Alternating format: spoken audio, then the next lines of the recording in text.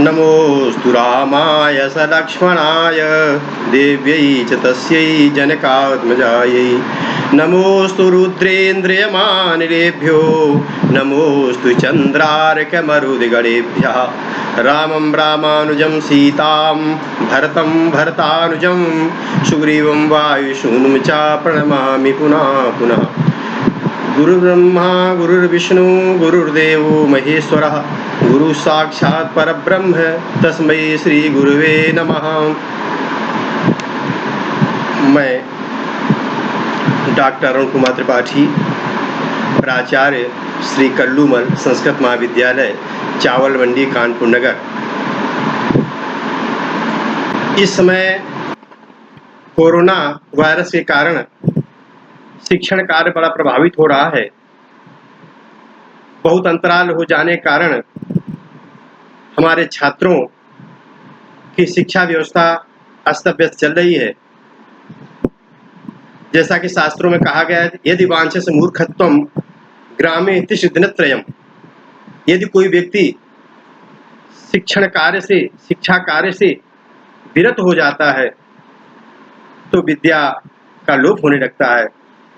विद्या कालेन पच्यते, विद्या भूलने लगती है।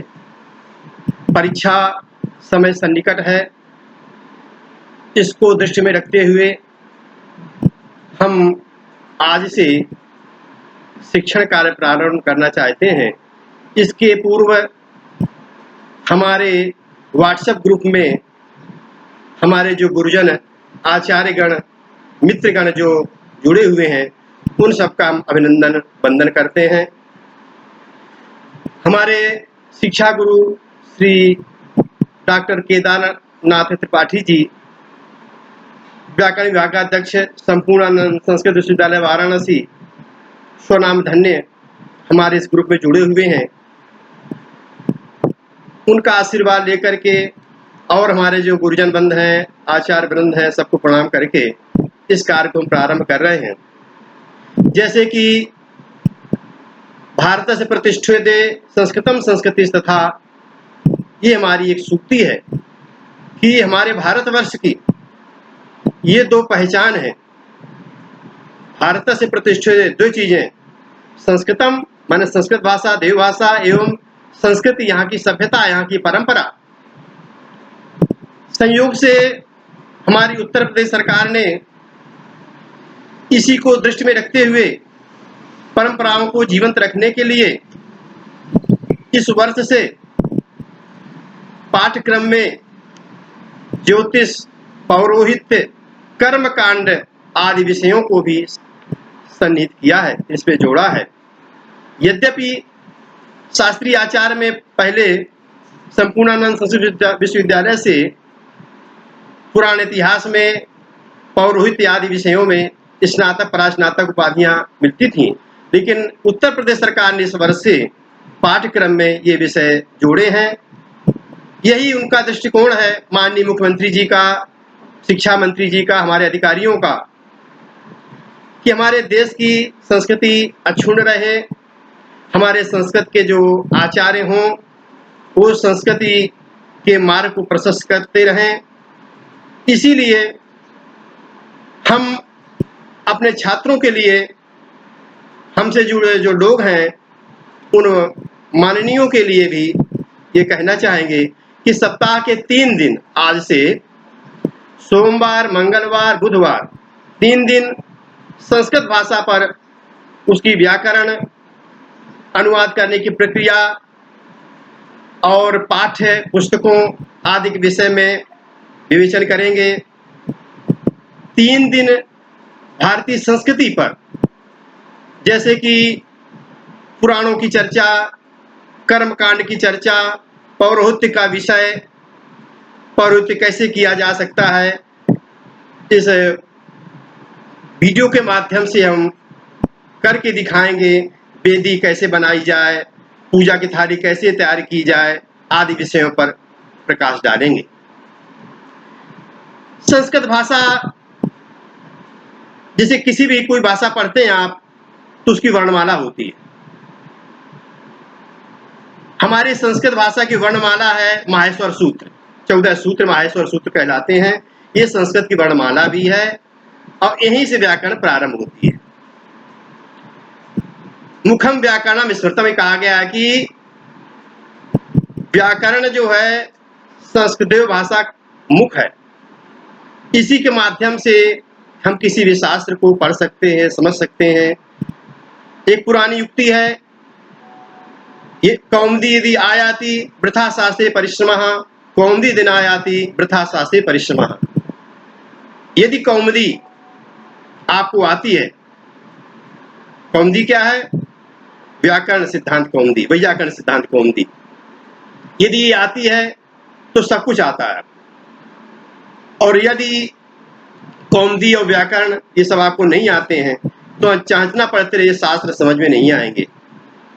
कहाँ कौन समास है, कहाँ कौन संधि है, कौन सा प्रत्यय है, कौन सी धातु है, वो उसका क्या अर्थ होगा, ये सब आप जब जान लेंगे तभी आपको ये जानकारी होगी। तो आज के विषय में हम ये कहना चाहेंगे कि माहेश्वर सूत्र कौन से हैं, उनका क्या महत्व है। वो एक आधारशिला की तरह है। 14 रत्न हैं। क्या हैं? ऐ उण ऋल ऋक ए ओंग ऐ औच है वरट लण यम गणनम झभय घट धस जब गट दस खप छठत चटतव कपय सक्षर हल। ये हमारे 14 सूत्र हैं। ये 14 सूत्रों का व्याख्यान इस प्रकार शुरू होता है। इनकी उत्पत्ति, उद्भव, विकास कैसे हुआ। तो नंदकेश्वर काशिका में कहा गया है कि नृत्तावसाने नटराज राजो ननाद डक्काम नव पंचवारम उद्धर्तु कामा सनका सिद्धान एतद विमर्शे शिव सूत्र जालम। कहते एक समय की बात है कि महर्षि पाणिनि, हमने गुरु परंपरा सुना है कि महर्षि पाणिनि एक बार ब्राह्मण समाज में शास्त्रार्थ करते समय पराजित हुए, तो ब्राह्मणों ने, आचार्यों ने बड़ा अनादर करके उनको सभा से निकाला।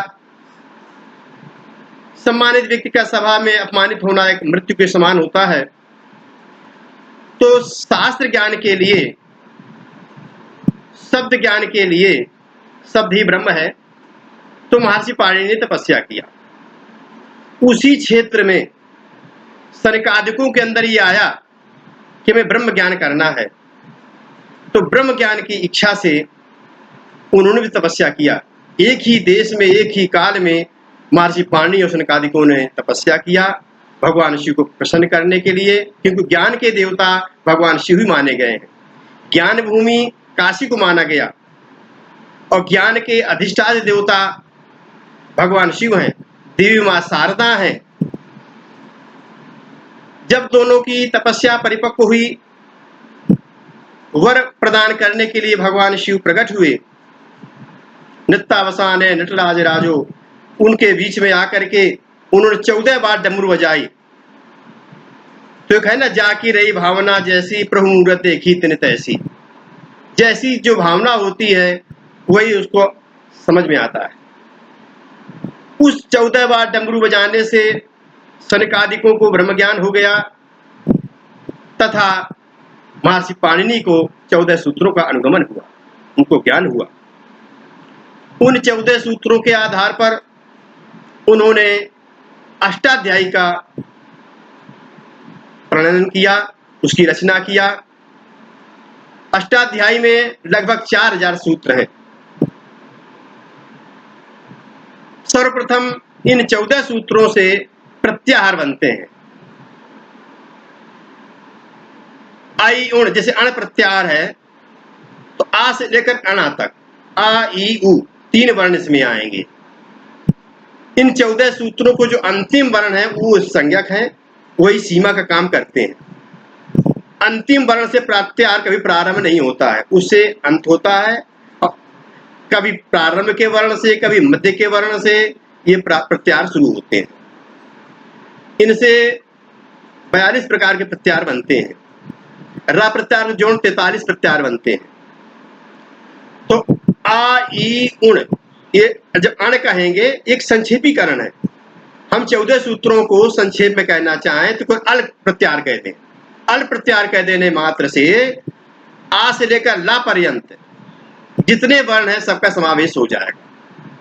जैसे अल प्रत्यार कहना है तो आई उण रिल रि के ए ओंग ऐ औच है वरट लण यम गण नम झभय घट दस जब गट दस खप छटत चरतौ कपय सक्ष सरहट।